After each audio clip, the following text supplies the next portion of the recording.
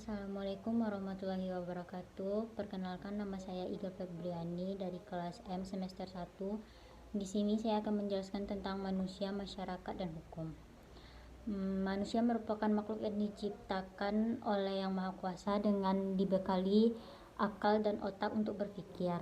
Dan masyarakat merupakan sekumpulan individu-individu yang hidup bersama, bekerja sama untuk memperoleh kepentingan bersama yang telah dimiliki tatanan kehidupan, norma-norma, dan adat istiadat yang ditaati dalam lingkungannya. Namun, hukum adalah peraturan atau adat yang secara resmi dianggap mengikat, yang dikukuhkan oleh penguasa atau pemerintah. Hukum juga dapat diartikan sebagai undang-undang, peraturan, dan sebagainya, guna mengatur pergaulan hidup masyarakat. Bagaimana hubungan hukum dengan masyarakat manusia? Hukum dan masyarakat memiliki hubungan timbal balik, yakni di mana ada hukum, di situ ada masyarakat. Hukum ada untuk mengatur kehidupan bermasyarakat agar masyarakat memiliki kesadaran hukum mengenai pedoman norma tentang perbuatan yang boleh dilakukan dan perbuatan yang merupakan penyimpangan dalam kehidupan masyarakat. Oke, selanjutnya saya akan menjelaskan tentang subjek atau objek hukum. Subjek hukum adalah segala sesuatu yang menurut hukum mempunyai hak dan kewajiban sehingga memiliki kewenangan untuk bertindak. Apa saja yang menjadi subjek hukum, yaitu manusia atau orang. Mengapa manusia dapat disebut subjek hukum? Karena sangat jelas kedudukannya. Manusia dalam kelangsungan hidup sehari-hari mempunyai hak dan kewajiban, tanggung jawab, serta aturan-aturan yang harus ditaati. Ketika hak dan kewajiban tersebut dilanggar, akan dikenakan sanksi.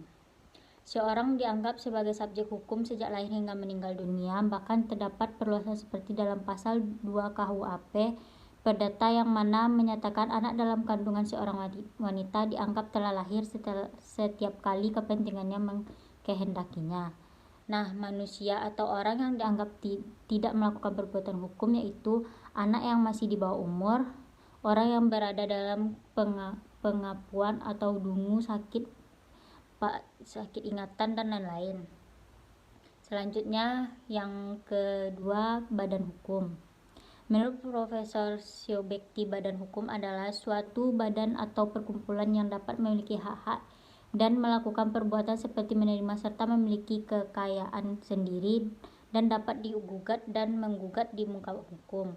Badan hukum sendiri memiliki kekayaan yang terpisah dengan anggotanya, begitu pula dengan hak dan kewajiban.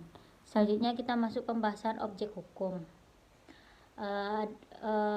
Adalah segala sesuatu yang dapat menjadi objek hubungan hukum. Jika masih bingung, gampangnya objek hukum yaitu segala sesuatu yang berguna dan dapat dimanfaatkan oleh subjek hukum atau manusia atau badan hukum. Biasanya objek hukum inilah nantinya menjadi sumber masalah hukum yang terjadi antar subjek hukum. Secara umum yang dimaksud objek hukum adalah barang atau benda. Menurut pasal 499 KUHP Perdata, kebendaan adalah tiap-tiap barang dan tiap-tiap hak yang dapat dikuasai oleh hak milik. Penggolongan benda yang perlu kita ketahui yaitu yang pertama, benda berwujud dan tidak berwujud. Yang kedua, benda bergerak dan tidak bergerak. Yang ketiga, benda yang dapat dihabiskan dan tidak dapat dihabiskan. Yang keempat, benda yang dapat diganti dengan yang tidak dapat diganti. Yang kelima, benda yang sudah ada dengan benda yang masih akan datang. Yang keenam, benda yang dapat dibagi dan tidak dapat dibagi. Baiklah, hanya itu saja yang dapat saya sampaikan. Lebih dan kurang saya mohon maaf. Assalamualaikum warahmatullahi wabarakatuh. Terima kasih.